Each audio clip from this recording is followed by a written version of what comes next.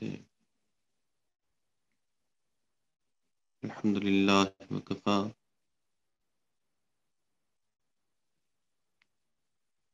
الحمد للہ وکفا، سلام علی عبادہ الذین اصطفیٰ، اما بعد۔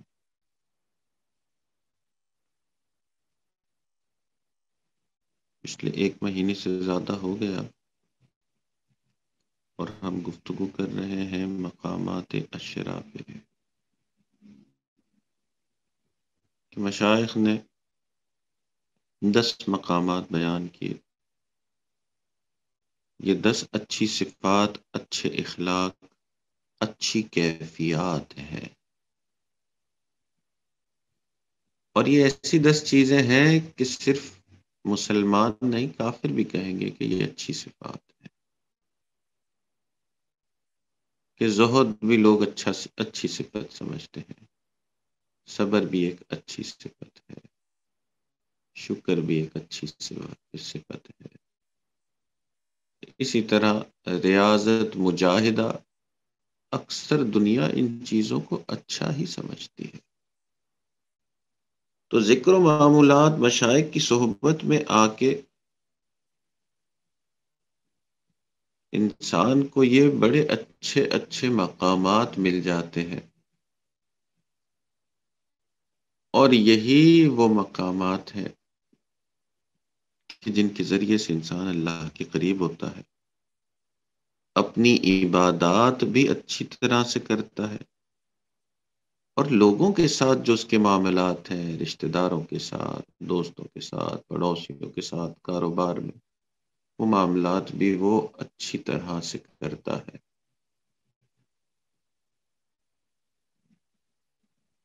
تو کئی مرتبہ کچھ سالک کسی چیز میں ویک ہوتے ہیں اور کچھ سالک کسی چیز میں کمزوری ہوتی ہے۔ کوئی سالک جو ہے وہ توبہ تو کر لیتا ہے، مگر اس کے اندر صبر تھوڑا ہوتا ہے۔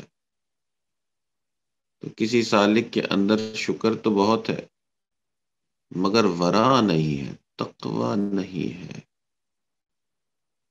کوئی سالک مجاہدہ تو بہت کرتا ہے، مگر اس کے اندر جو ہے وہ انابت کی کیفیت نہیں ہے۔ تو مختلف لوگوں میں کئی مرتبہ کچھ صفات ہوتی ہیں، کچھ صفات نہیں ہوتی، مگر اوورآل جو سالک اس راستے پہ چلتا رہتا ہے اس کو یہ بہترین صفات، بہترین اخلاق جو اللہ کی مخلوق کو بھی پسند ہے اور اللہ کو بھی پسند ہے، یہ نصیب ہو جاتے ہیں۔ کئی مرتبہ سالک کو یہ بڑے مقامات نصیب ہونے کے بعد وہ ان مقامات سے نیچے گر جاتا ہے، اور اس کی مثالیں تاریخ میں موجود ہیں کہ سالک نے بڑا مقام پا لیا، یہ سارے مقامات عشرہ میں سے ہر اخلاق کا وہ حامل ہو گیا، اور پھر اللہ کی شان کہ وہ اپنے اس مقام سے نیچے گر گیا۔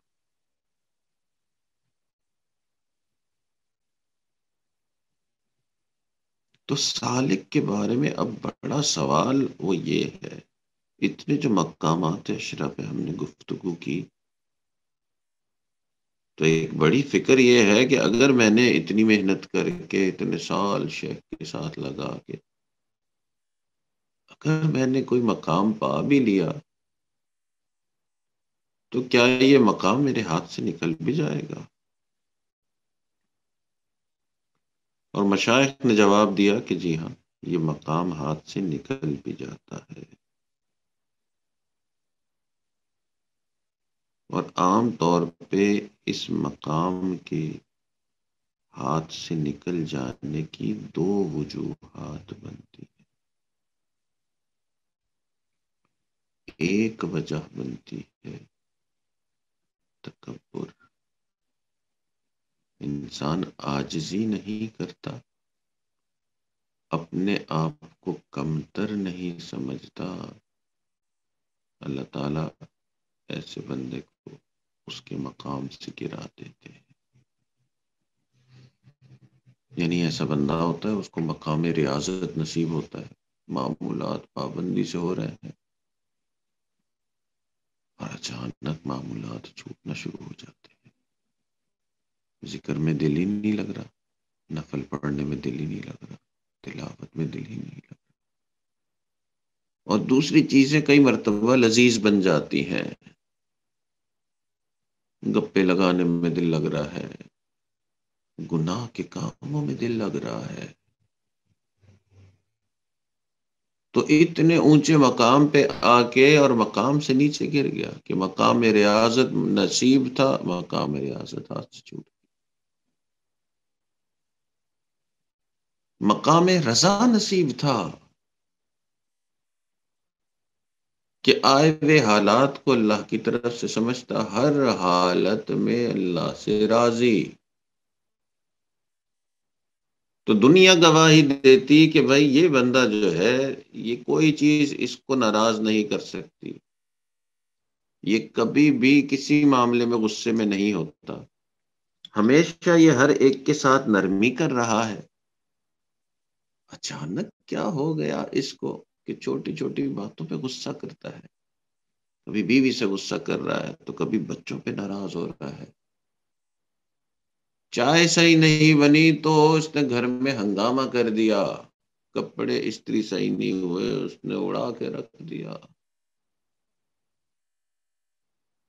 تو وہی شخص تھا جو لوگوں کے بڑے بڑے کڑوے الفاظ کو آرام سے پی جاتا تھا، اور وہی ہے جو چائے صحیح نہیں بننے پہ شور ہنگامہ کرنے بیٹھ گیا۔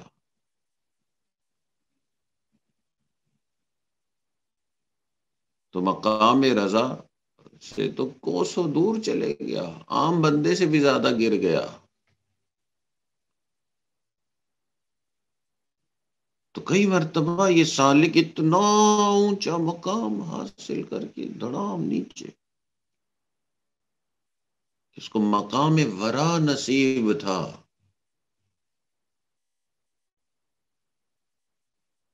کہ حلال اور حرام کا اتنا خیال کہ اکثر کھانے پینے کی چیزوں کو اس ڈر سے کہ وہ مشتبہ نہ ہو نہ کھائے، اللہ نے ذکر اذکار کی برکت سے ایسی ورا عطا کر دی،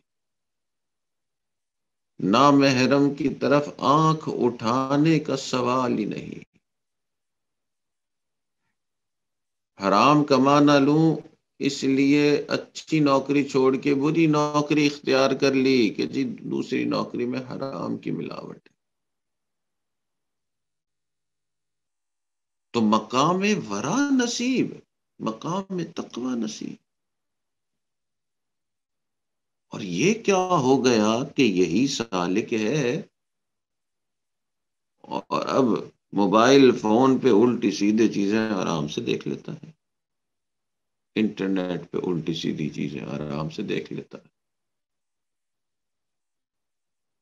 گناہ کے کام آرام سے کر لیتا ہے،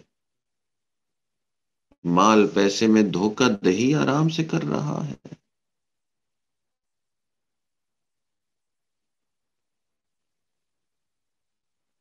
تو وجہ کیا بنی؟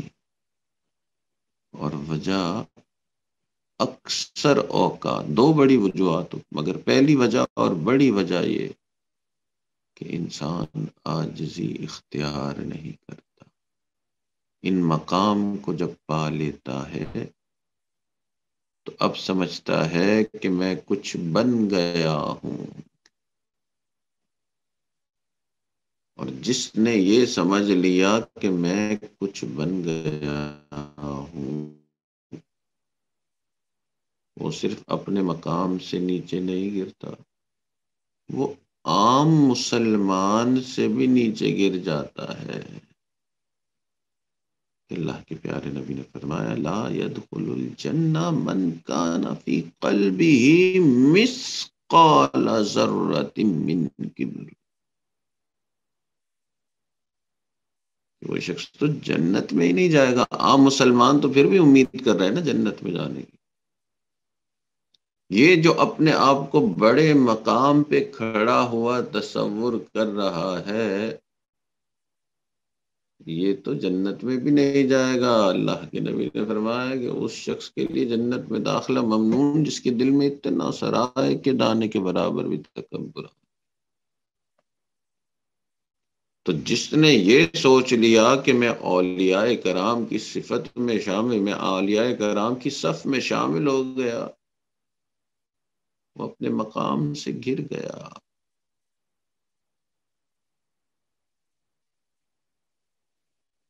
اس لیے اکابرین جو تھے وہ اس ٹریپ سے بچتے تھے. بڑا ٹریپ ہے نا، بہت بڑا ٹریپ، کہ 15-20 سال محنت کی، اس مقام پہ پہنچے، اپنی ہر خواہش کو دبایا کہ جی اللہ کے قریب ہونا ہے. اور ایک یہ گڑبڑ ہے جو انسان کو بالکل نیچے پھینک دے گی. وہ کیا ہے کہ انسان صرف یہ سمجھنے لگے کہ جی میں کسی مقام پہ پہنچ گیا ہوں.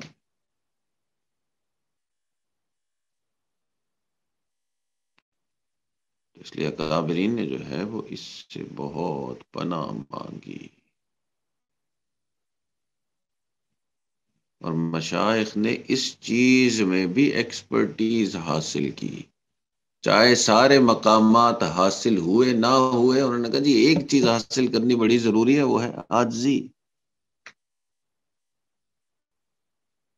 کہ کسی لمحے کسی وقت میں یہ نہ سمجھوں کہ میں کسی بھی مسلمان سے افضل ہوں.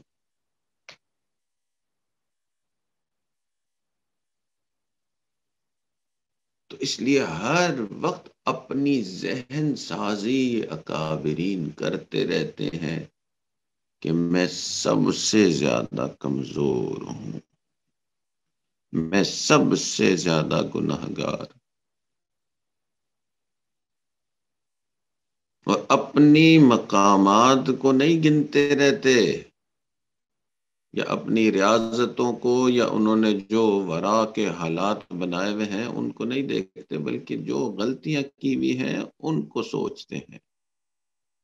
جو غفلتیں کی ہوئی ہیں وہ یاد رکھ کے اپنے آپ کو کنونس کرتے ہیں، اپنی ذہن سازی کرتے ہیں کہ جتنے بھی موجود ہیں میں سب سے زیادہ گیا گزرا ہوں.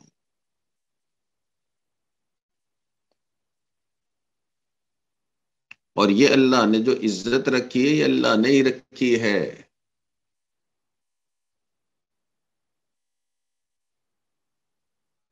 یہ سب تمہارا کرم ہے آقا، کہ بات اب تک بنی ہوئی ہے.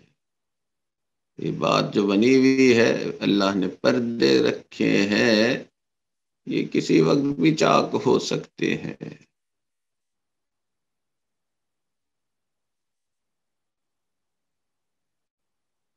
تو اللہ رب العزت اس چیز کو پسند نہیں کرتے کہ بندہ اپنی کسی بھی صفت پہ اترائے. یہ بہت ہی بڑی محرومی ہے کہ انسان محنت کر کے اور ان مقامات پہ پہنچے اور اپنی اس غلطی کی وجہ سے کہ اپنے آپ کو اس مقام کے قابل سمجھے، یا اس میں اپنی کوئی بڑی بڑائی سمجھے کہ میں اس مقام پہ پہنچ گیا، وہ ان مقامات سے نیچے گر جائے. اس لیے اکابرین اس چیز میں مہارت حاصل کرتے تھے، اور کسی مقام میں مہارت حاصل کریں نہ کریں، اس میں مقام میں مہارت حاصل کرتے تھے کہ جی ہم نے اپنے آپ کو سب سے کم سمجھنا ہے.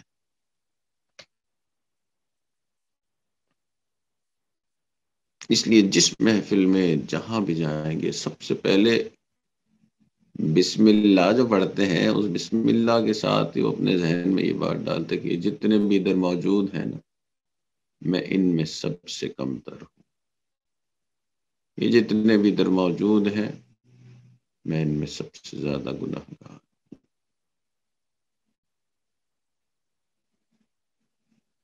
اور جہاں یہ چیز چھوٹ جاتی ہے جہاں غفلت آ گئی اس چیز سے کہ میں سب سے زیادہ گناہ گار ہوں، اور جہاں یہ خیال آ گیا کہ میں اونچا ہوں، وہیں پہ اللہ تعالیٰ اس شخص کو گراتے ہیں. اور اللہ اکبر، عام سالک کے ساتھ یہ حالات پیش تھوڑے آتے ہیں.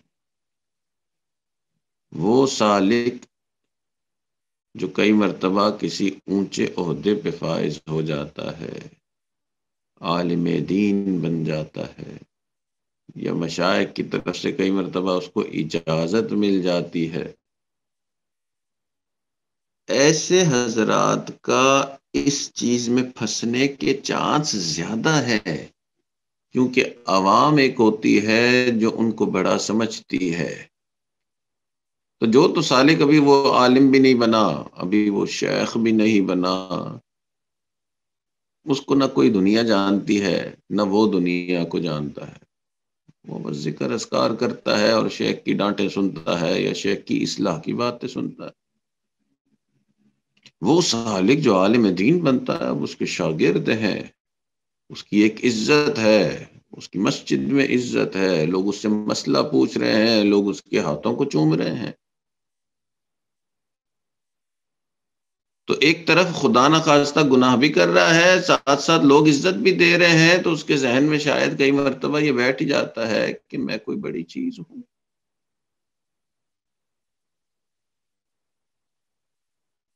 اور اللہ تعالیٰ اس کو اس کے مقام سے گراتے جاتے ہیں، نیچے سے نیچے لاتے جاتے ہیں.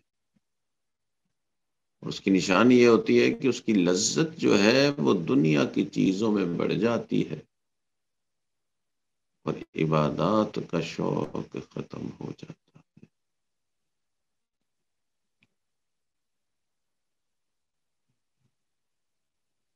تو آج کی ان دو باتوں میں دو وجوہات جس کی وجہ سے سالک اونچے مقامات سے نیچے گر جاتا ہے، ان سے پہلی وجہ بیان کی گئی، اور وہ ہے کہ انسان کئی مرتبہ عاجزی کو چھوڑ بیٹھتا ہے. اسی لیے شیخ المشائخ حضرت جنید البغدادی رحمۃ اللہ علیہ کے شہر میں جو ہے کہتا آیا، علماء نے کہا کہ شہر میں کوئی بڑا گناہ گار ہے جس کی وجہ سے اللہ کی رحمت رک گئی ہے، بارش نہیں ہو رہی، کہتا گیا. حضرت تک یہ بات پہنچی شیخ المشائخ سلطان الاولیاء حضرت جنید البغدادی رحمہ اللہ وہ شہر سے باہر نکل آئے اور اللہ سے دعا کیا کرتے ہیں، یا اللہ جو شہر کا سب سے بڑا گناہ گار تھا وہ باہر نکل آیا ہے، یا اللہ اپنی رحمت برسا دیجیے. کتابوں میں لکھا ہے کہ اللہ کو ان کی یاد اتنی پسند آئی کہ اللہ تعالیٰ نے اپنے اولیاء کرام میں ان کو ممتاز کر دیا. مگر یہاں سے ایک بات جو سمجھ میں آتی ہے وہ یہی ہے کہ جو واقعتاً اللہ کے قریب ہوں گے وہ ان مقامات کو حاصل کرنے کی بھی کوشش کرتے ہیں، مگر وہ اس چیز میں بھی مہارت حاصل کر لیتے ہیں کہ لوگ مجھے کتنا ہی اچھا کیوں نہ سمجھیں، میں کتنے ہی مقامات کیوں نہ طے کر لوں، میں نے اپنے آپ کو ہر مسلمان سے کمتر سمجھنا ہے، ورنہ اللہ کے یہاں میں سب سے کمتر ہو جاؤں.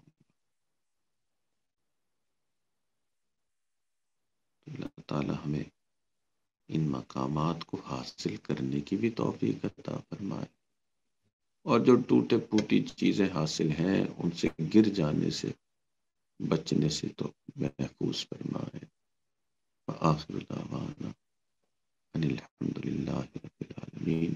کل کی مجلس میں جو دوسری وجہ ہے اپنے مقام سے گر جانے کی، اس کے اوپر گفتگو انشاءاللہ کریں گے. دعا کر لیجیے. الحمد للہ رب العالمین والصلاة والسلام على سید الانبیاء والمرسلین. اللهم انا نسألك علما نافعا وعملا متقبلا ولسانا ذاکرا وقلبا خاشعا ورزقا واسعا وشفاء من كل داء. وصلى الله تعالى على حبيبه سيدنا محمد وعلى آله وأصحابه أجمعين برحمتك يا أرحم الراحمين.